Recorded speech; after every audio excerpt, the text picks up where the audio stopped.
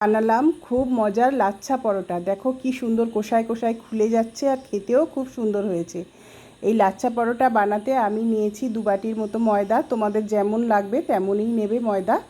তো তারপরে আমি দিয়ে দিলাম 50 গ্রামের মতো সানফ্লাওয়ার অয়েল, তোমরা ঘিও দিতে পারো। আর খানিকটা চিনি আর স্বাদ মতো নুন দিয়ে এই ময়দাটাকে সুন্দরভাবে ময়ান দিয়ে নিতে হবে। তো যতক্ষণ না দেখবে ময়দাটা হাতের মধ্যে একটা দলা পাকিয়ে যাচ্ছে ততক্ষণেই ময়ানটা দিতে হবে। তারপরে ঈষৎ উষ্ণ গরম জল দিয়ে অল্প অল্প করে জল দিয়ে এটা একটা সুন্দর ডো বানিয়ে নিতে হবে। দেখো আমার ডো বানানো হয়ে গেছে। এবারে আমি একটা কিচেন টাওয়াল দিয়ে এটাকে আধ ঘন্টার জন্য ঢেকে রাখলাম।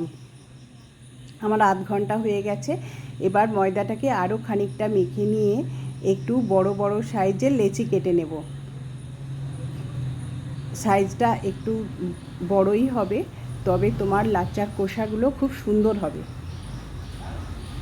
তো আমার ছোট 2 বাটি ময়দা নিয়েছি, তাতে দেখো প্রায় 6-7টা লাচ্ছা পরোটা হয়ে গেছে।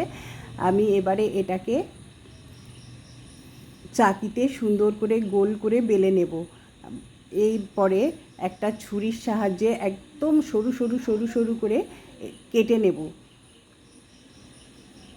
সরু সরু করে একদম লম্বালম্বি করে কেটে নিলাম। তারপরে এই কেটে নেওয়া ময়দাটাকে হাত দিয়ে সুন্দর করে এটাকে রোল তৈরি করলাম। দেখো একটা রোলের মতো হয়ে গেল। সরু সরু সুতোর মতো কাটাগুলোকে রোল করার পরে হাতে এইভাবে পেঁচিয়ে নিলাম। একটা আঙুলের সাহায্যে ওই রোলটাকে পেঁচিয়ে নিয়েছি। দেখো আমার 6টা এখানে পরোটা তৈরি হবে সেরকমই হয়েছে। তো তারপরে এটাকে আমি একটা চাকিতে রেখে হাত দিয়ে চেপে চেপে সমানভাবে বড় করে, তারপর কড়াইতে তেল গরম করে, তোমরা ঘিও দিতে পারো, আমি দিয়েছি সানফ্লাওয়ার অয়েল, এটাকে সুন্দর করে লালচে করে ভেজে নিতে হবে। তো এখানে দেখবে যখন একটু লালচে ভাব হবে তারপরে ফ্লেমটাকে কিন্তু মিডিয়াম থেকে লোয়ে রাখবে, না হলে পুরো পুড়ে যাবে। তো আমার লালচে হয়ে গেছে বলে আমি এখন ফ্লেমটাকে কমিয়েই রেখেছি। 2 পিঠ সমানভাবে চেপে চেপে সুন্দর করে ভেজে নিতে হবে। তো আমার দেখো এইভাবে সমস্ত পরোটাগুলোকে আমি ভেজে নিয়েছি।